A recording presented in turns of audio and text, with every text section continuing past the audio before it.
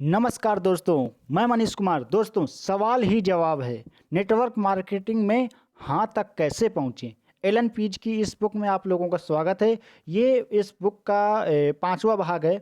आपने अगर पहले के भाग नहीं देखे हैं इसके, तो पहले आप उनको कंप्लीट कीजिए और मज़ा लीजिए, क्योंकि लाइफ को अगर जीना है और अच्छी लाइफ अपनी सेट करनी है, तो आप लोगों को अगर नेटवर्क मार्केटिंग करते हैं, इंश्योरेंस में कुछ काम करते हैं या किसी भी सेल्स इंडस्ट्री में है, तो आप लोगों को इस पुस्तक को पढ़ना ज़रूरी है, इम्पॉर्टेंट है। तो आप लोग बने रहेंगे। मैं आप लोगों को ले चलता हूँ पुस्तक के आगे के छोर में। तो दोस्तों, किस तरह से आप लोगों ने जाना कि औसत का नियम क्या है। औसत का नियम एक बहुत महान शक्ति है, जिसकी भी लाइफ में जिसने भी समझ लिया इस नियम को, वो अपनी ज़िंदगी को बहुत ही सुनहरे तरीके से अपने आप को सजा सकता है, अपनी ज़िंदगी को सजा सकता है, और वो लखपति करोड़पति बहुत आगे तक जा सकता है। तो मैं आगे के वीडियो पे आप लोगों को लेकर के चलता हूँ। तो आप लोगों ने यहाँ तक आप लोगों ने जाना था कि किस तरह से वो 10 दरवाज़ों तक दस्तक देता था और 40 सेंट कमाता था बहुत ही आराम से। आगे, अपने अनुपात का रिकॉर्ड रखें। जो भी आप जो औसत का नियम, जो भी आप प्लान देते हैं, जो भी आप लोगों को से मिलते हैं, तो उसका अनुपात रखें, अनुपात का रिकॉर्ड रखें। औसत का रिकॉर्ड रखना और अपनी बिक्री के आंकड़ों का रिकॉर्ड रखना, यानी कि लिस्ट बनाना तो आप लोगों को होता ही है। इसका जो भी सारी चीज़ डायरी मेंटेन करना, इसको बोल सकते हैं। तो रिकॉर्ड रखना एक शक्तिदायक प्रेरणा स्रोत है। जल्द ही मैंने इस बात की परवाह छोड़ दी कि मेरे दरवाज़ा खटखटाने पर किसने दरवाज़ा नहीं खोला। इसने परवाह करना ही छोड़ दी। किसने मुझे देखने के बाद मेरी बात को नहीं सुना। लोग नज़रअंदाज कर देते हैं, समझता हूँ। किसने मेरी बात सुनने के बाद मेरा सामान नहीं खरीदा, ज्वाइनिंग नहीं ली। प्लान तो पूरा सुन लिया मगर ज्वाइनिंग नहीं ली। जब तक मैं बहुत सारे दरवाजे खटखटाता था और अपनी बात कहने का प्रयास करता था, मैं सफल था। कहना क्या चाहता है लेखक? जब तक मैं बहुत सारे दरवाजे खटखटाता था और अपनी बात कहने का प्रयास करता था, मैं सफल था। इस तरह से मैं आश्वस्त रह सकता था और दरवाज़ों पर दस्तक देने में मुझे आनंद आने लगा। औसत और आंकड़ों का रिकॉर्ड रखने से आप सकारात्मक बनते हैं। रिकॉर्ड रखना इज़ द मोस्ट इम्पॉर्टेंट, और अपने लक्ष्य तक पहुंच सकते हैं। यह न केवल आपकी प्रेरणा का सतत स्रोत है, बल्कि नकारे जाने को सहजता से लेने की कुंजी भी है। जो आप रिकॉर्ड रखते हैं, तो उसमें आप मात्र जो लोग हाँ करते हैं उनका ही रिकॉर्ड नहीं, बल्कि जो लोग ना करते हैं उनका भी रिकॉर्ड रखेंगे।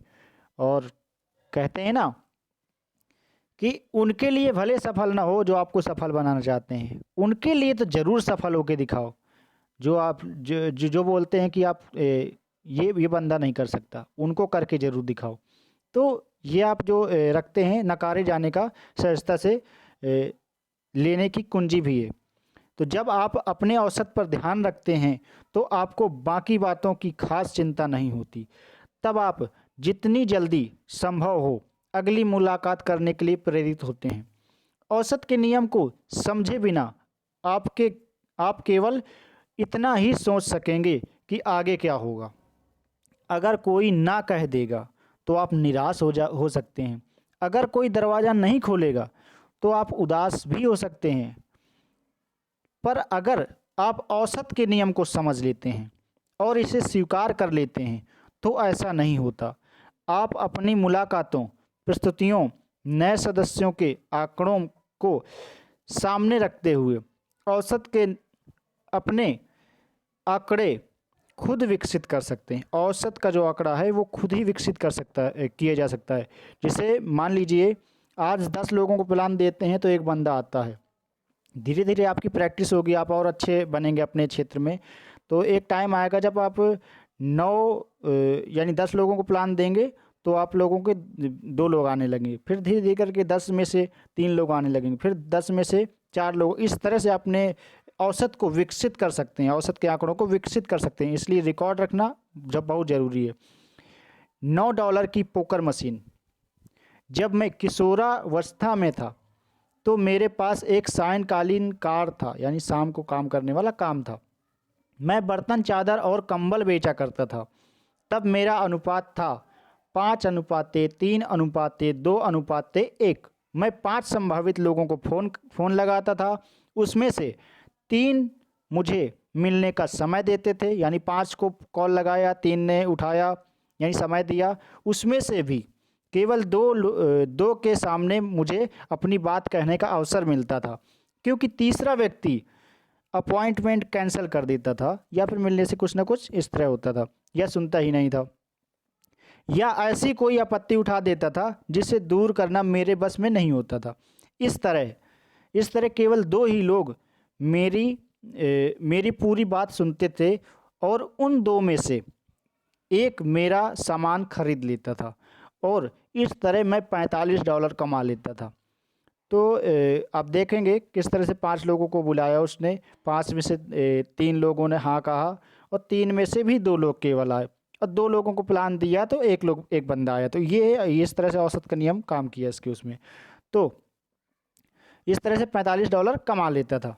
इस तरह मैं जिन 5 लोगों को फ़ोन करता था उनसे मुझे अंततः $45 का कमीशन मिल जाता था, यानी 5 लोगों को कॉल किया तो उसको $45 ही मिलता था, ये कमीशन। इस तरह से एक तरह से $9 प्रति फ़ोन उसने मोटा मोटा देख लिया कि 5 लोगों को फ़ोन लगाएगा तो $45 मिलेगा, भले एक से मिले, मगर वो उसने मोटा मोटा देखा तो एक फ़ोन का उसको $9 मिलता था। इसका मतलब यह था कि फ़ोन पर हुई हर हाँ का अर्थ $15 था, चाहे वे मेरा सामान खरीदे या ना खरीदे। यानी वो आता है तो उसको मान करके चलते, क्योंकि पहला बंदा ने ना कहा, दूसरे ने ना कहा, तीसरे ने ना कहा, चौथे ने ना कहा, 5वें ने हाँ कह दिया तो पूरों को बराबर हो गया, चाहे वे मुझसे मिले या ना मिले। और इस बात से भी कोई फर्क नहीं पड़ता था कि वे मुझसे क्या कहते थे। वाह, यह कल्पना से परे था। मैंने एक बड़ी सी तख्ती बनाई जिस पर $9 लिखकर मैंने उसे अपने टेलीफोन के पास रख लिया। हर उस व्यक्ति से जो मेरे फ़ोन का जवाब देता था मुझे $9 मिलते थे। हर उस व्यक्ति से जो मुझसे मिलने के लिए हाँ कहता था मुझे $15 मिलते थे। इसका अर्थ यह था कि मैं अपनी तकदीर खुद बना रहा था, यानी कि बंदे ने खुद अपनी तकदीर बनाई। ये सारी चीज़ें हमारे हाथ में हैं, हम कर सकते हैं। We can do it. आप कर सकते हैं, यू कैन डू इट। तो दोस्तों, आप ये सीरीज़ का 5वां पार्ट था, और मैं इसका अगला पार्ट लेकर के आऊँगा इसके आगे से। तो दोस्तों, आप लोगों को आपके बिज़नेस में सपोर्ट के लिए आपका जो क्योंकि माइंडसेट का क्लियर होना बहुत ज़रूरी होता है। काम को किस तरह से करना है, किस साइकोलॉजी से करना है, ये सारी चीज़ों का होना बहुत ज़रूरी होता है। इसलिए आप मेरे चैनल को सब्सक्राइब कर लीजिए। अगर आप नए आए हैं तो मेरे चैनल को सब्सक्राइब कर लीजिए, और अपने सभी साथियों को चैनल का सब्सक्राइब करवाइए। और इसकी जो भी इसकी सीरीज़ है वो कंटिन्यू आप लोगों तक आती रहेगी। आप चैनल को लाइक कीजिए, कमेंट कीजिए, आप अपने सवाल रख सकते हैं।